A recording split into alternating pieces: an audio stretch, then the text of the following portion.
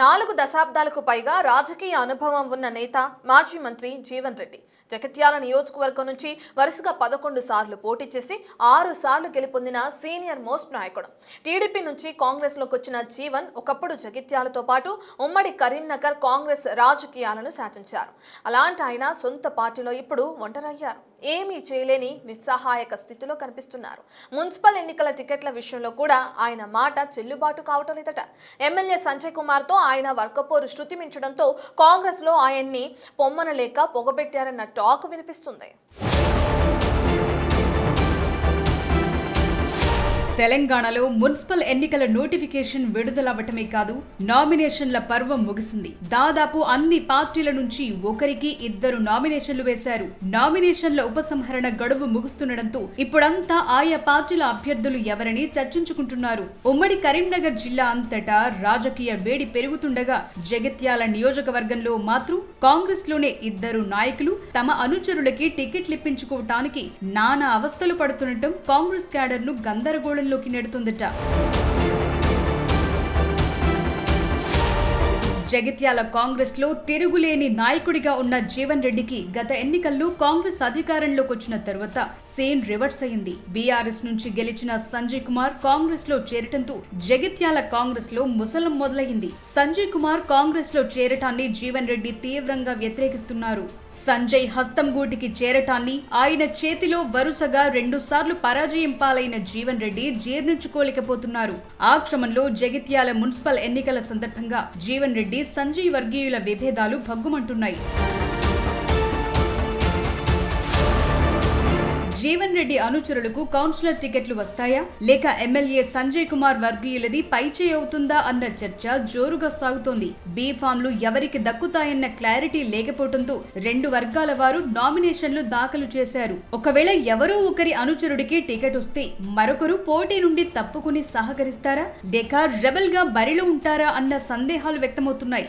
జగిత్యాల మున్సిపాలిటీలో మొత్తం 50 వార్డులుండగా 29 టికెట్లు బీఆర్ఎస్ నుంచి వచ్చిన ఎమ్మెల్యే సంజయ్ కుమార్ వర్గానికి, 21 టికెట్లు జీవన్ రెడ్డి వర్గానికి పార్టీ అధిష్టానం కేటాయించినట్లు సమాచారం. ఈ అంశం జీవన్ రెడ్డి వర్గంలో మరింత అసంతృప్తిని పెంచినట్లు తెలుస్తోంది.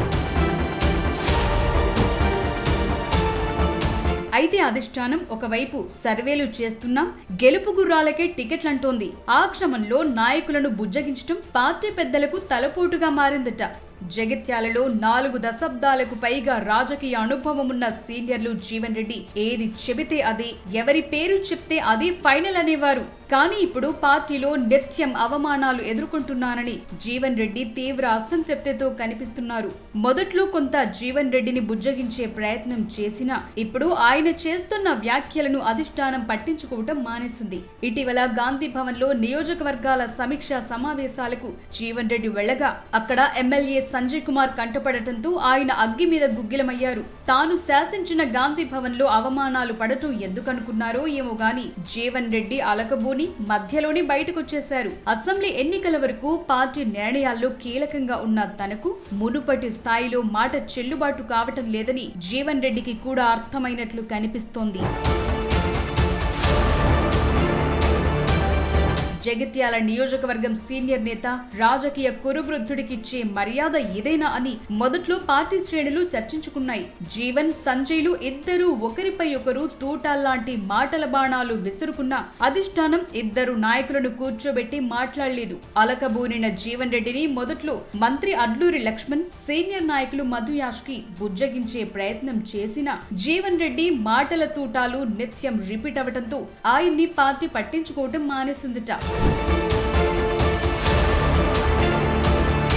అయితే మున్సిపల్ ఎన్నికలను కాంగ్రెస్ ప్రతిష్టాత్మకంగా తీసుకోవడంతో ఆ ఇద్దరి మధ్య సయోధ్య కుదుర్చుతారని, టికెట్ల పంపకాల్లో ఇద్దరి వాటాలు తేల్చుతారని అనుకున్నారు. కానీ ఆ ఊసే లేదు. గెలుపు గుర్రాలకే టికెట్లని సమీక్షా సమావేశంలో ఎమ్మెల్సీ బల్మూరి వెంకట్, ఎమ్మెల్యే సంజయ్ కుమార్ తో కలిసి ప్రకటించడంతో జీవన్ రెడ్డి అనుచరులు, వర్గీయులు మండిపడిపోతున్నారు. మరి గెలుపు గుర్రాలంటే జీవన్ రెడ్డి వర్గీయులా, సంజయ్ కుమార్ వర్గీయులా?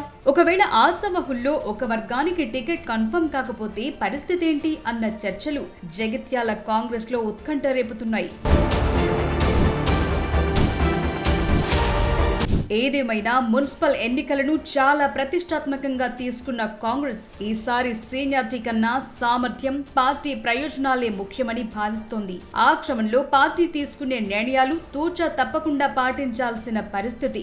సర్వేల పరంగా గెలుపు గుర్రమైతేనే టికెట్ వస్తుందని పార్టీ బలమైన సంకేతాలిచ్చింది. మరిప్పుడు తమ అనుచరులకి కాంగ్రెస్ బీఫామ్లు రాకపోతే జీవన్ రెడ్డి పార్టీ నిర్ణయాన్ని గౌరవిస్తారా లేక రెబల్ గా బరిలో నిలిపి గెలిపించుకుంటారా అన్నది చూడాలి. మొత్తం మీద పెద్ద ఆయన నిర్ణయం అటు ఇటు అయితే కాంగ్రెస్ పార్టీలో ఆయన భవిష్యత్ క్లైమాక్స్ కు చేరుకున్నట్లే అంటున్నారు.